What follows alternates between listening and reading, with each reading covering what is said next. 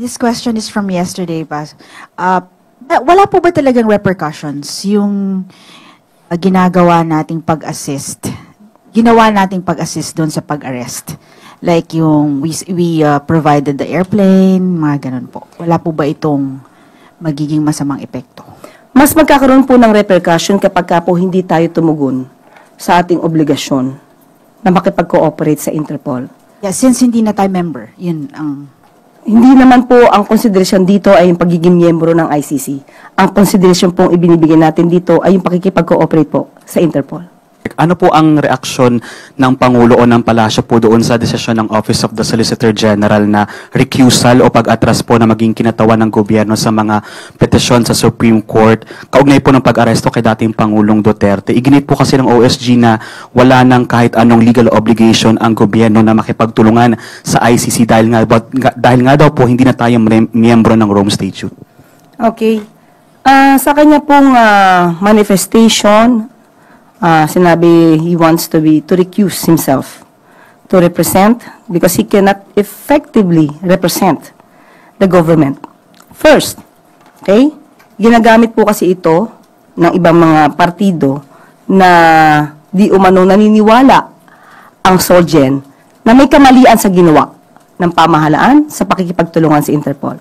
Maliwanag po kung inyong nabasa ang manifestation po ni Solgen Minardo Guevara. Binanggit lamang po niya na siya po ay naniniwala na walang jurisdiksyon ang ICC sa Pilipinas. Yan din naman po ang tinura noon pa ng Pangulo. Pero hindi po niya nabanggit kailanman sa kanyang manifestation na mali ang pakikipagtulungan ng gobyerno sa Interpol. Yun po. So, kung hindi po niya kakayanin ipagtanggol ang gobyerno, ang mga opisyal po ng gobyerno na tumugon sa Interpol, siguro sa kanya pong damdamin lamang po yun. One follow-up lang po, ma'am. May possibility po ba na palitan ang Solicitor General kasi parang he defied yung mandato niya na maging representative po ng gobyerno sa mga kaso? Wala pa pong napag-uusapan dyan dahil napakabago po talaga nito. Lumabas lang po yata ito kagabi. Pero siguro po mas maganda po kung mismo si Solgen ang mag-assess sa sarili niya kung siya pa po ba ay nararapat na tumayo bilang Solicitor General. Kung ganun po ang sitwasyon ngayon ng OSG, ano po ang natitirang option or legal remedy ng gobyerno para magkaroon ng representation po doon sa pagtatanggol kay dating Pangulong Duterte sa ICC if meron man na plano ng ganito ang gobyerno? Kailangan po sumagot. Kung sino man po ang respondent sa Supreme Court, hindi po maaaring hindi sumagot. Kailangan po ipagtanggol kung anong ginawa nila at ipagtatanggol po ito base sa batas. Mayroon po bang plano ang pamahalaan natin na kumuha ng legal service ng private counsels to represent the government for that? Wala pa po kami na pag-uusapan kung ano pong balakin dyan, pero sasagot po sila. Kung ito man galing sa gobyerno ng mga lawyers or private, hindi pa po namin na pag-uusapan. But mayroon, ma'am, na ganong option na gagawin? Dahil nga ang OSG ay dumistansya na. Kukuha po sila ng abogado. Hindi lang po natin alam kung mula sa gobyerno o mula sa pribado. Sino po ang kukuha ng abogado? Yung mga respondents po.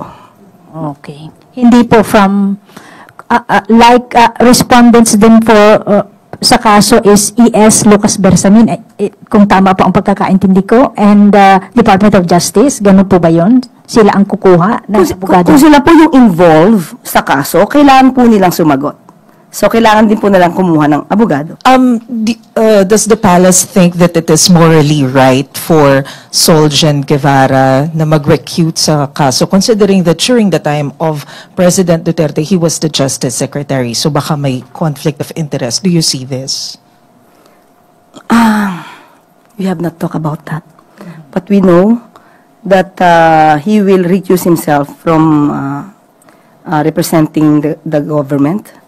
And if it is related with his former post as the OJ Secretary,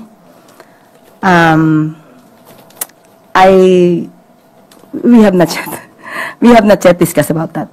Attorney Panelo views this act by the Solgen as a win, as in fact something that strengthens their case, questioning the jurisdiction of the ICC. Your reaction to that? Of course, he will make that statement favorable to their case or to their position.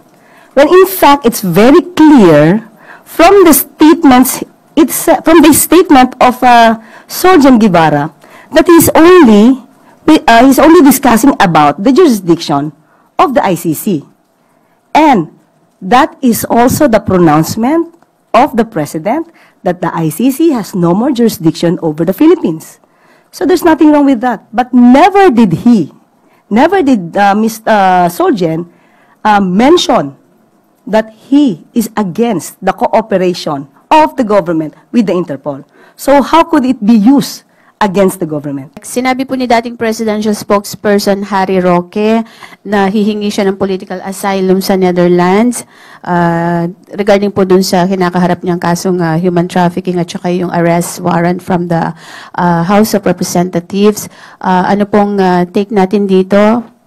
Makaka-apekto po ba ito doon sa mga kinakaharap niyang kaso dito sa bansa? Hindi naman ito makaka-apekto. Unang-una po, magpapile pa lang po yata siya ng petition at hindi pa naman po ito nag-grant. Tandaan po natin, bago po ito mag-grant, dapat mapalabas niya po na may well-founded fear of political persecution. Tandaan din po natin na mga ebidensyang nakalap ng PAOK at that time ay bigla na lang lumapag sa harapan ng PAOK without even any effort. Nakita lang po itong mga dokumentong to, bank up documents ni Atty. Harry Roque sa Lucky South 99. Nakita rin ng mga dokumento nung kanyang assistant, A.R.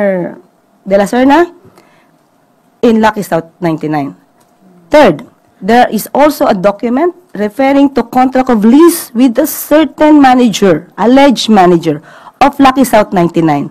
Bumaksak lang din po yan sa harapan ng PAOK. So how could there be a political persecution if all the pieces of evidence are overwhelming? So, wala po tayo nakikitang political persecution. Harapin na lang po niya ang kaso niya po dito. Mas maganda po yan para maipakita niya sa taong bayan na wala po talaga siyang kasalanan.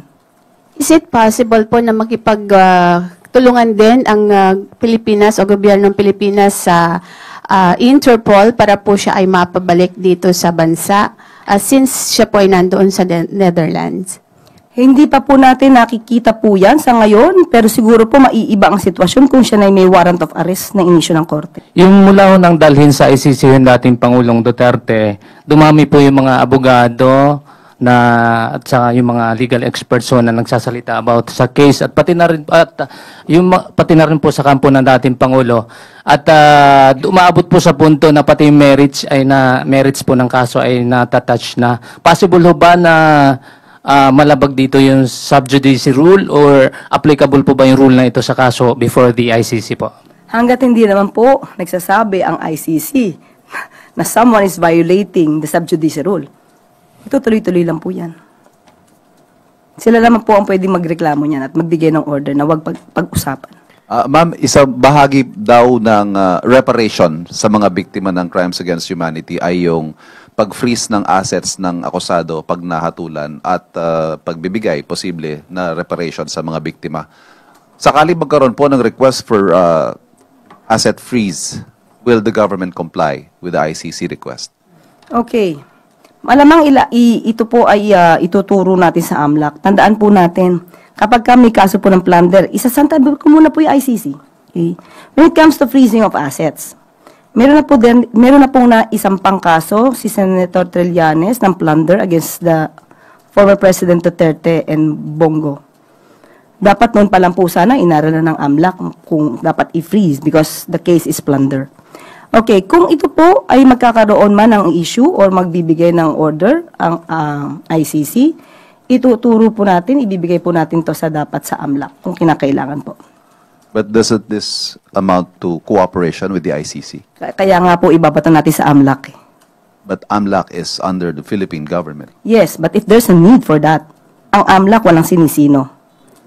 So kung kinakailangan po, para po mabigyan ng reparation damages kung sino man ang masasabing na biktima, din kailangan pong ibigay ang hustisya. And it doesn't matter if the request comes from the ICC whose jurisdiction we do not recognize? Yes. Because dapat natin ibigay kung anong dapat na maibigay. na hustisya. I'm just bringing back the discussion on the Solgen.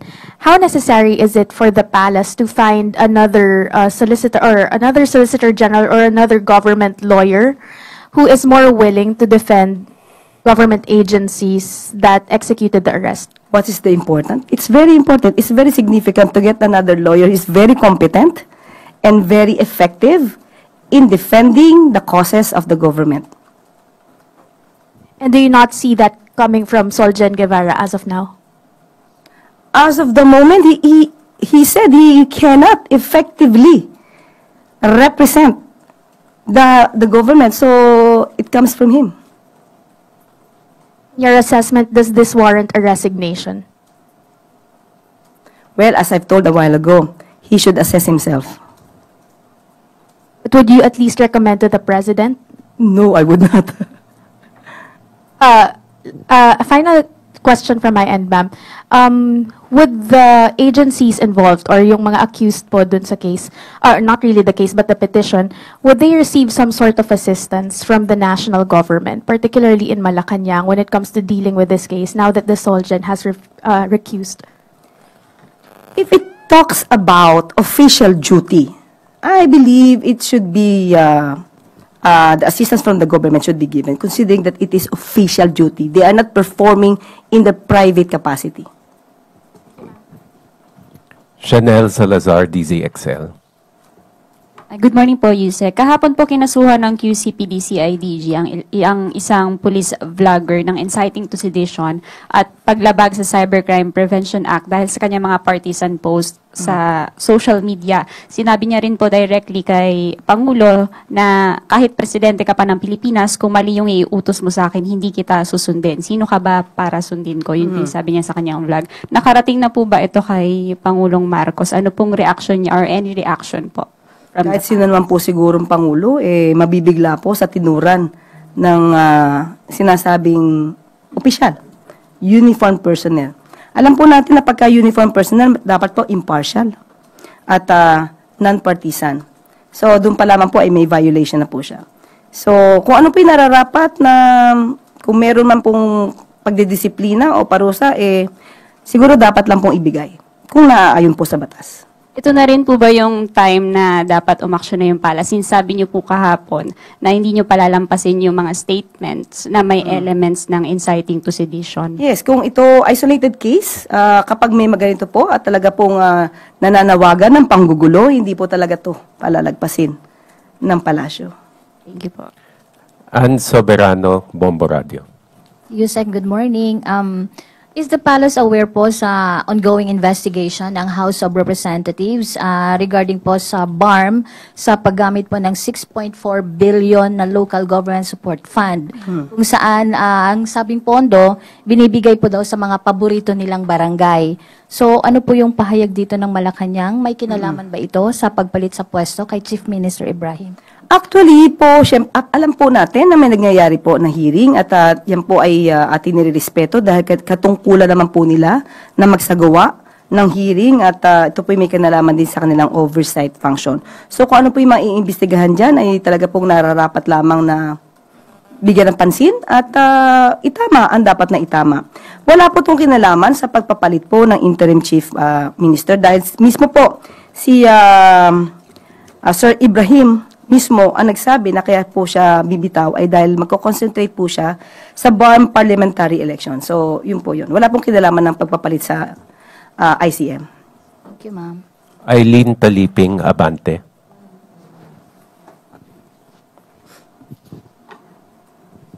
Good morning, Yusek. Lilis lang tayo ng konti kasi ito'y may kinalaman doon sa reklamon. Umaangal yung mga magsasaka sa Cagayan dahil binabarat yung kanilang presyo ng palay sa kanila. At ang nila pinapaikot doon ay dahil daw nag-i-import ang gobyerno, partikular ni Pangulo, ng bigas. Yes. Okay. Ano po ang reaction ng palasyo dito? Okay. Base po sa records, nakausap po natin si Secretary Kiko Laurel. Base po sa records po, mababa po ang importasyon po na atin, no? Hindi po totoo na dahilan po ito yung pagbaba po ng pagbibili sa mga magsasaka ay bumababa ang bilhin ng palay, hindi po dahil sa importasyon. Dahil mababa po, ayon sa records, mas mababa po ang pag-i-import natin ngayon as compared sa nakaraan. Ganito lang po, ang mangyayari po dito, malamang po, ang sabi sa akin ni Secretary Kiko, ang namamaligpag po dito yung mga local traders. So, ang magiging rekomendasyon po namin ay makipagtulungan po muna yung mga magsasaka doon sa local government units po para po madala po ito sa NFA buying station. Bumibili po ang NFA ng 23 to 24 dry. Yan po ang sabi sa atin. At tinanong din po natin bakit hindi po tayo diretso. Pwede naman po diretso ang mga farmers magpunta sa NFA buying station. Ang problema lang malamang po ng mga farmers natin ay wala pong sasakyan. Pero ayon po sa ating secretary, meron na po tayong ginagawang procuring po ng trucks. At hindi lamang po siguro ngayon kasi ngayon po lang po nagkakaroon ng bidding para po pag nagkaroon na po tayo ng sasakyan ay diretso na po natin yung mga farmers at hindi po sila mahirapan na mabenta ang kanilang palay sa NFA. Thank you, ma'am. Last two questions. Ace Romero, Philippine Star. Yusek, babalikan ko lang yung ICC. Yung Malacanang ba, it shares the view na yung kaso ng mga pagpatay na nangyari before we withdrew from the Rome Statute, may jurisdiction yung ICC doon? Okay, magandang katanungan yan. Una, ang sinabi kasi ng Pangulo is walang jurisdiction ngayon. Ngayon. Totoo naman po, walang jurisdiction ng ICC. Ngayon. Pero, kung pagbabasihan po natin ang sinabi ng Supreme Court sa kanila naging decision, although it's an obiter dictum, but still, pronouncement pa rin ng Supreme Court na lahat po na nangyari na krimen, nasakop po ng ICC. At ayon din po sa Rome Statute, na naganap prior to the withdrawal from the Rome Statute, meron pong jurisdiction ang ICC. Okay, kasi po nung nasabi po ni former presidential spokesman and legal counsel, Salvador Panelo, na hindi naman daw talaga nag-take effect sa Pilipinas yung Rome Statute because it was never published in the official gazette ng ating pamahalaan. What do you say to that? So pag tama yung argument ng yun, ibig sabihin, hindi talaga nagkaroon ng jurisdiction yung ICC. What's your take on that argument? Kung hindi po nag-take effect ito, ba't kailangan sila mag-withdraw in the first place? So ibig sabihin, na-ratify po ito. So since na-ratified po ito, it means effective po ito. Nag-take effect siya. So there's nothing to withdraw kung walang effectivity yung batas. But will there be effort on the Marcos admin to refute the claim that it was never published? There's May records naman ba tayo na to prove na it was published kung meron man? There's nothing to refute because it was effective until withdrawn. So there's nothing to refute about the said publication. There's not ratification. So yung publication requirement ba na comply, yun po kasi ang lagi niyang argument. Okay, ito lang naman ang tanong natin. Kung naniniwala kayo walang effect or hindi effective or hindi nag-take effect ang Rome Statute sa atin dahil walang publication, ba't kaya nga kayo nag-withdraw? Di ba dapat hindi na kayo nag-withdraw? Wala na kayong ginawa. Kasi wala pa lang, hindi pala tayo naging member, hindi pala tayo naging sumang-ayon sa nasabing Rome Statute. So, dapat walang withdrawal. Diba? Contradicting yung sinasabi niya. So, ibig sabihin, there's nothing to withdraw kung hindi talaga nag-take effect. Yes. Okay. Salamat. At yung withdrawal na yun, nirecognize ng ICC. Diba? Salamat po. Finally, Chris Jose Rebate.